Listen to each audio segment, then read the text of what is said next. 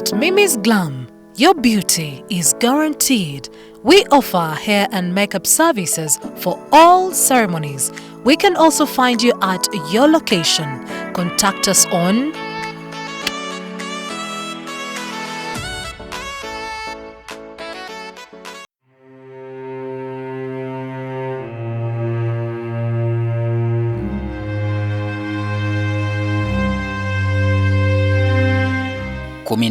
February 1977 ssaawa ziringa 3 ez'ekiro ekikolwa eky'ekko kikolebwa wakati mu kibuga ky'eggwanga ekikulu Kampala. Ssaabalabirizi Janani Luwum ne baminisita babiri batemulwa mu bukambwe obw'ekitalo ng'akikola ye mukulembeze w'eggwanga yennyini Idi Amin Dada umenyamire. Luwum yali Ssaabalabirizi w'obulabirizi obuyitibwa Anglican Ecclesiastical Province obwatwalanga amawanga okuli Burundi, Rwanda, Boga Zaire olwaleero eyitibwa Congo ne Uganda. Byonna okujja byatandika mu kiro kyanga 5 February 1977 abajaasi abatasalikako musale bwe baasalako amaka ga Luwum agasangibwa e Namirembe ne batandika okugaaza n'ekigendererwa eky'okuyigga ebyokulwanyisa bye baalumiriza nti yali akweseemu ng'apalappalanya okuggyako gavumenti ya Amin n'abantu be yali akolagana nabo. Mu maka g'omukulu mpaawo kye baasangamu, wabula kino kyanyiiza ekkanisa n'abalabirizi abalala era okulaga Amin nti tebajja kumuganya kubanyigira mu ddigobe nga 8 February baatuula wamu ne bamubagira omukuku gw'ebbaluwa nnamutayika mwe beemulugunyiza ku kikolwa ekyakolebwa abajaasi mu maka ga Ssaabalabirizi n'ebintu ebirala oboolyawo ebyali tebiyinza kusanyusa musajja. Nga 14 February, Amin yasindika omu ku baminisita be Henry Chemba okugenda e Namirembe akime Ssaabalabirizi amumutwalire mu maka g'obwa Pulezidenti Entebbe babeeko bye boogera ng'abantu abakulu.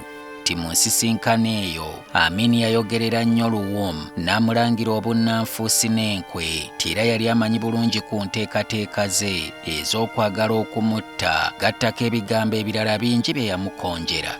Nga Luwum azzeeyo mu maka ge Namirembe yakimanya nti eyamwalula yandibanga esiridde era abantu be yakibategeeza nti wandibaawo olukwe olumulesa emmere y'enseene ewooma mu nnaku ntono eziddirira. Eŋŋanda n'emikwano bawa Luwum amagezi atoloka ave mu ggwanga era n'ebitebe by'amawanga agatali gamu nga byetegefu okumuyambako mu nteekateeka eno era bamuwe n'obubudamu gy'alaze awo n'okujeera. Luwum bino byonna yabiwulira wabula ne bimugwa nkoto era okwanukula kwe gye bali yabategeeza nti singa ye ng'omusumba w'endiga adduka n'azirekerera yali tayinza kuteebereza kiki kinaazituukako w'atali. Enkeera walwo nga 15 February, Amin yayisa ekirango ku Radio Uganda ng'alagira Ssaabalabirizi n'abalabirizi be bonna abalala okulabikako ku wooteri ya Nile Mansion olwaleero eyitibwa Kampala Serena Hotel okwetaba ku kye baayita omukolo makeke. Luwum teyatenguwa mukulembeze era bwe bwakyanga 16 yeesuula mu ddene yogayoga ku Nile Mansion. Omukolo makunalo ogwali gulangiriddwa gwakyuka nga Luwum bwe yali akiteeberezza ne lubeera ng'olunaku lw'okumusalira omusango era omumyuka wa Amin Mustafa Adrisa yakikkaatirizanga nnyo nga Luwum ne banne bwe baali abali b'enkwa ab'ebbaluwa. Oluvannyuma waliwo abajaasi abajja ne baawula Luwum ku balabirizi abalala ne bategeeza nti omukulembeze yali amutumizza mulabe nga bali babiri bokka. Ng'ataddeko n'akamwenyu, Luwum yasaba banne okubeera abagumu kubanga buli ekyali kigenda okuddirira kyali kikolebwa mukono gwa Katonda. Bye bigambo era gwe mulundi gwe baasemberayo ddala okumulabako.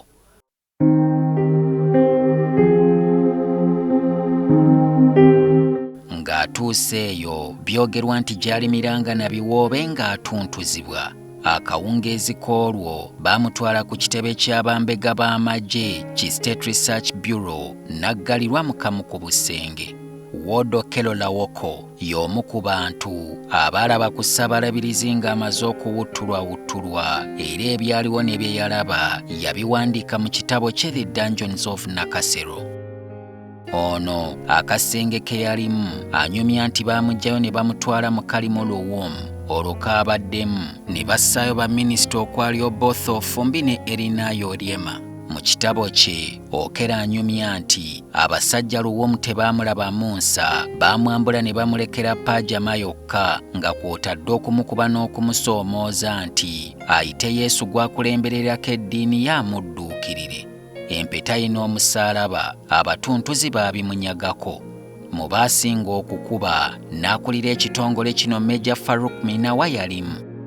Ti mu kaseera ako Amin yatuuka e Nakasero era bano ne baggyibwayo olwo nga Luwum azziddwa mu byambalo bye ne babambusa okumusisinkana. Amin yali atambudde n'abamu ku basajja be omwali n'omuwiiwa ow'amagezi omuzungu Bob Astos. Beppo ne Jumba Masagaze yali minisita w'okuteekateekera eggwanga. Amin yatumya Luwum mu yafeesi ya Minawa gye baali batudde ne balagira nti abalala bazzibweyo mu buduukulu. Kyokka nti nga Luwum ne baminisita ababiri baakayingira emiranga gyawulirwako ate era mu kukunguzibwa bazzibweyo wansi. Ebyasi bibiri bivuga.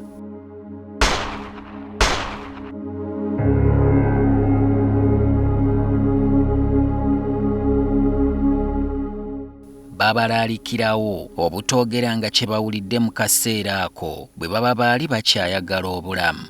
Enkeera nga 17 February gavumenti yavaayo n'ekirango ng'ebika Janani Luwum ne baminisita Obothoo Fumbi ne Erinayo Oryema nga bwe baali bafiiridde mu kabenjedde kabusa nga batwalibwa okusisinkana omukulembeze w'eggwanga. Ebigambo bya Idi Amin ensi yagaana okubikkiriza, naddala ab'ekkanisa abaali bagoberera ebigenda maaso mu Uganda. Bano baawanda muliro. The report that his death was caused by a motor accident is as preposterous as the allegations leveled against him by President Amin. Archbishop Luwum is only one more victim of the wave of atrocities in Uganda, against which we in the All Africa Conference of Churches have consistently protested for a number of years. We are alarmed and terrified by indications that the murder of the Archbishop may be part of a campaign of terror unleashed against Christians in Uganda. Idi Amin ebimwogerwako yabyegaana ng'asinziira mu lumu ku ntuula z'akakiiko k'omukago gwa Africa era ng'ababimwogerera yabaweereza n'ebigambo ebitawooma. I had for BBC that I am the one who was shooting the bishop and the minister. It is completely not. I was here in the Nile March. I never go out. Omukulembeze wa America mu biseera ebyo Jimmy Carter naye yategeeza nti ebiri e Uganda byali byetaaga okutunulwamu mu ngeri ey'enjawulo. In Uganda, the actions there have disgusted the entire civilized world. The British are now considering asking the United Nations to go into Uganda to assess the horrible murders that apparently are taking place in that country, the persecution of those who have aroused the ire of Mr. Amin. James Callaghan eyali Ssaabaminisita wa Bungereza naye bwe yali ayogerako n'akakiiko k'amawanga agali mu lusolomu ne Bungereza Commonwealth ebigambo bye tebyayawukana ku bya Carter. As far as Uganda was concerned, it says that there is accumulated evidence of sustained disregard for the sanctity of life and of massive violation of basic human rights in Uganda, and it is the overwhelming view of Commonwealth leaders that these excesses are so gross as to warrant the concern of the world and to evoke condemnation by the heads of government in strong and unequivocal terms. I quote from the communique as I say that. Amin engeri gye yalina ntabwekebera yabaanukula.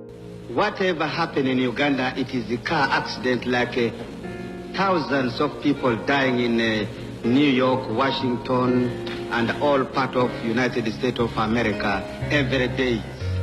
And even criminal highway robbery happening in the United States every day.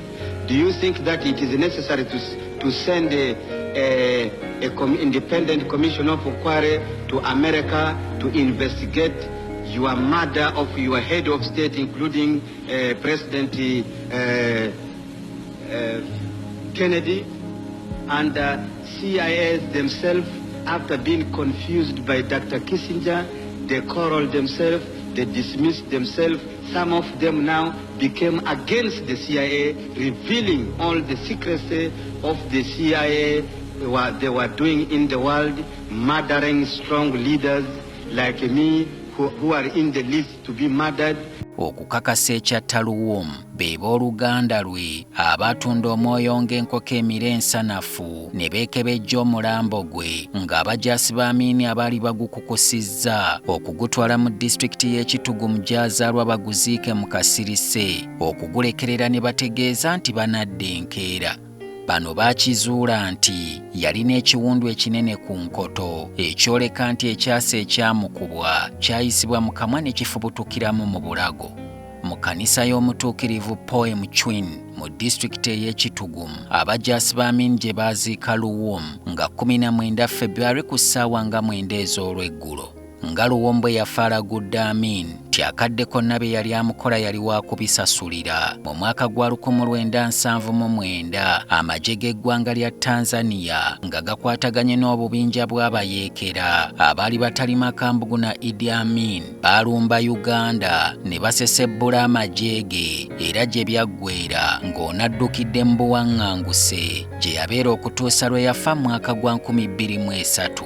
Mu Julayi wa 1988 ekibumbe kya Janani Luwum kyateekebwa mu kifo ky'enkizo ekiyitibwa Westminsters mu Bungereza n'agattibwa ku batuukirivu abalala 9 kanisa be yali efunye mu kyasa kya 20.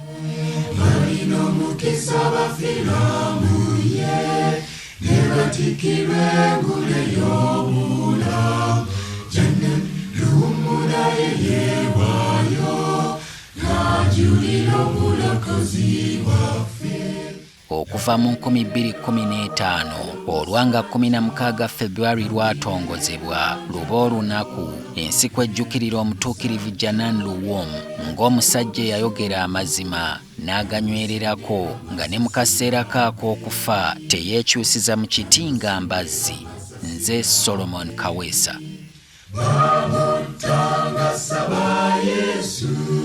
Moyo gwange guse mu mikono gyo kitangeze jajoli kalina mukisa abafamuye.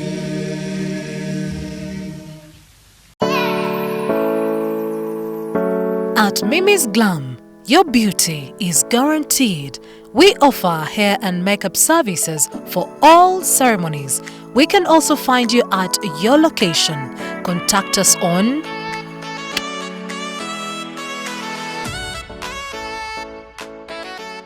Tokkiriza bayiga kuswaza na kwonoonera mukolo gwo. Kankwanjulire ba Tokia Group abakugu era abeesigwa mu kwogerera emikolo gyonna. Mwanange bali banyumisa ku noti 7 noti 2 7 noti 7 Tokia Group bano bakuyambako ne mu ntegeka z'emikolo endala. Gamba ng'okuwa abafumbi abalungi baashaze bakatuma ne bakazanyiikirize tendisa ebibbo ebitane ebirala bingi. Songira bano bamanyirivu mu nsonga y'okukyusa ebiwandiiko. Tokia Group aboogezebwa ku mikolo tugende tukole. Capstone Junior School ly'essomero lye weetaaga okukubangulira omuyizi mu mulembe oguddukira ku misinde nga tusomeseza mu curriculum 2 eya wano ne Bungereza. Tulina DK ey'omulembe eri amabujje okuva ku myezi 16 okutuuka ku myaka 2 n'ekitundu. Gattako nursery, kindergarten ne pre-primary ku baana abatasukka myaka 6. Buli kimu omuyizi kye yeetaaga mu kuyiga oba okuzannya afuna kyabwereere nga n'omuyizi tumutambuza okuva ewaka okutuuka ku ssomero buli lunaku. Obutendeke bw'abasomesa baffe busobozesa omwana wo okuba omuyiiya okuzuula ekitone kye okweyambisa ebyuma bikalimagezi ng'akyali muto. Tuli ku musingi ogutakatonda. Ebisale byebyo ebijja mu nsawo ya buli muzadde era tolwa wandiisa omwana wo asomere ku Capstone Junior School.